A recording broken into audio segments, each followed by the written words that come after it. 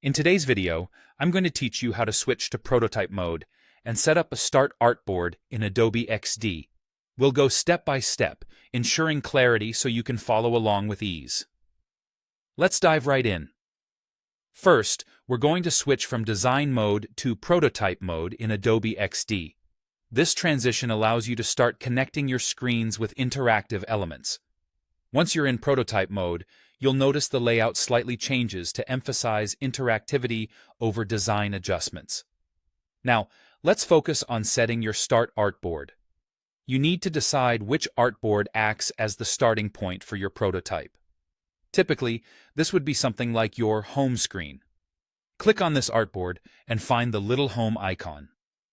Clicking this will mark your selected artboard as the start, so your prototype will begin from here whenever previewed.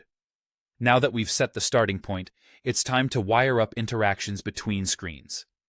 To begin, you'll select an object on your artboard, like a button or icon. When you do this, a blue arrow handle will appear next to it. With this handle visible, click and drag it to the destination artboard where you want the user to be directed. Once you've done this, it's time to configure the interaction. In the Interaction panel, which you'll find in the Property Inspector, you'll see a variety of options to choose from. First, pick a trigger. You could choose from options like tap, drag, time, or hover, depending on what action you want to initiate the change.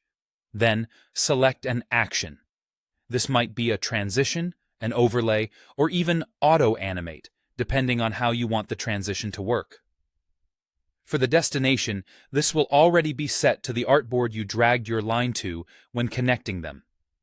For even more control, you can adjust additional options such as animation type. You might choose slide, dissolve, or push, depending on your desired effect.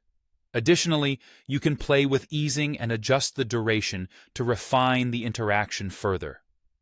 If you're considering adding overlays, like pop-ups or menus, or setting up timed transitions where screens change after a set delay, these are all accessible right within this mode.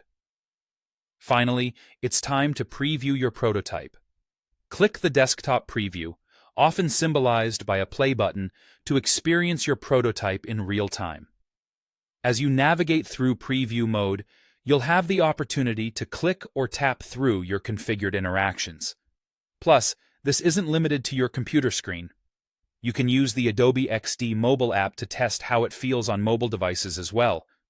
If you need to share your interactive session with clients or stakeholders, you can record the session as an MP4, providing a visually engaging way to present your work.